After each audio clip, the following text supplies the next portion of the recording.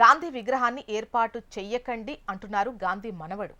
తెలంగాణ ప్రభుత్వం ప్రతిష్టాత్మకంగా భావిస్తున్న గాంధీ సరోవర్ ప్రాజెక్టును ఉద్దేశించి మహాత్మా గాంధీ మనవడు తుషార్ గాంధీ చేసిన ట్వీట్ ఇప్పుడు తీవ్ర ఆసక్తికరంగా మారింది. హైదరాబాద్లో గాంధీ విగ్రహం కోసం అక్కడ ఉన్నటువంటి ఇళ్లను కూల్చేసి స్థానికులను వారి ఇళ్ల నుంచి వెళ్లగొట్టడం సరైన నిర్ణయం కాదని తుషార్ గాంధీ ట్వీట్ చేశారు. మహాత్మా గాంధీ ఆశయాలకు ఇది విరుద్ధమని అంటున్నారు. ఒకవేళ గాంధీజీ బతికుంటే తన పేరు మీద తన విగ్రహ నిర్మాణం కోసం ఇలాంటివి చెయ్యొద్దు అని చెప్పేవారని, అందుకే ఈ గాంధీ విగ్రహ ఏర్పాటును వెంటనే ఆపాలని తుషార్ గాంధీ అన్నారు. విగ్రహాల ఏర్పాటు కంటే పేద ప్రజల కనీస అవసరాలే తమకు ముఖ్యమని గాంధీజీ నమ్మేవారని ఈ సందర్భంగా తుషార్ గాంధీ గుర్తు చేశారు.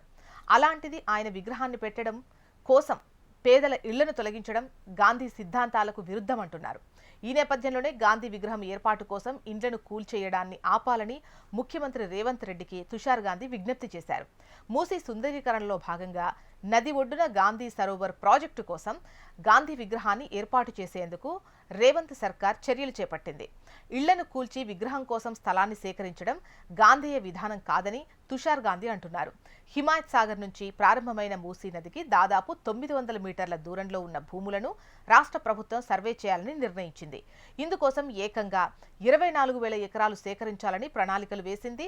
1.5 లక్షల కోట్లతో చేపట్టనున్న మూసీ సుందరీకరణ కోసం 1.5 లక్షలకు పైగా కుటుంబాలను అక్కడి నుంచి తరలించేందుకు కాంగ్రెస్ ప్రభుత్వం కసరత్తు చేస్తోందనే విమర్శలు వ్యక్తమవుతున్నాయి.